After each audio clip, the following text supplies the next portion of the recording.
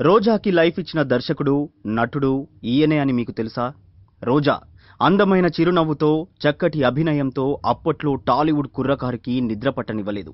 Daring నేచర్తో, dynamic పర్సనాలిటీతో అందరి star హీరోల సరసన నటించిన హీరోయిన్గా టాలీవుడ్లో నిలిచిపోయింది.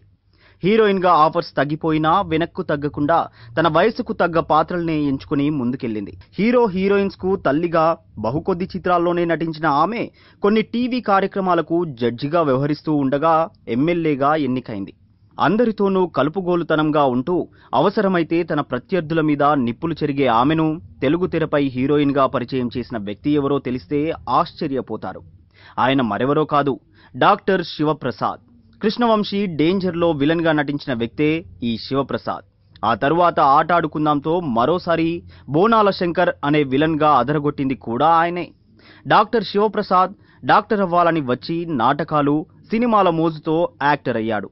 భారతీరాజా కొత్త జీవితాలతో తన కొత్త జీవితం మొదలుపెట్టిన శివప్రసాద్ ఎన్నో మంచి చిత్రాల్లో మంచి మంచి పాత్రలు ధరించారు. మొత్తం మీద ఆయన ఓ 56 సినిమాల్లో నటించారు. దాంతో ఆయన నటించడానికి ఫుల్ స్టాప్ పెట్టేసి దర్శకుడిగా తన సొంత నిర్మాణంలో ఒక సినిమాకు శ్రీకారం చుట్టారు.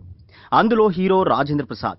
అతడి సరసన ఒక కొత్త అమ్మాయిని పరిచయం చేయాలని ఆలోచిస్తున్న శివప్రసాద్కి శ్రీలత అనే అమ్మాయి కనిపించింది.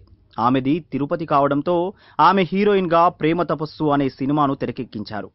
ఆ సినిమా రిజల్ట్ ఎలా ఉన్నా అందులో నటించిన అమ్మాయికి మంచి పేరు వచ్చింది. ఆ సినిమా కోసం శ్రీలత అనే పేరును రోజాగా మార్చారు శివప్రసాద్. ప్రేమ తపస్సు సినిమా దగ్గర నుంచి రోజా తెలుగు తెర మీద వెనుదిరిగి చూడలేదు. టాలీవుడ్లో అందరి స్టార్ హీరోల సరసన నటించి రికార్డ్ క్రియేట్ చేశారు. అలా చిరునవ్వుల రోజాను తెలుగు తెరపైకి తెచ్చిన క్రెడిట్ను శివప్రసాద్ దక్కించుకున్నారు. ఈ వీడియో మీకు నచ్చితే ఇతరులకు షేర్ చేయండి. ఇలాంటి మరిన్ని ఇంట్రెస్టింగ్ టాపిక్స్ ని మీ ముందుకు తెచ్చేందుకు మా యూట్యూబ్ ఛానల్ ని సబ్స్క్రైబ్ చేయడం మాత్రం మరవకండి. Thanks for watching.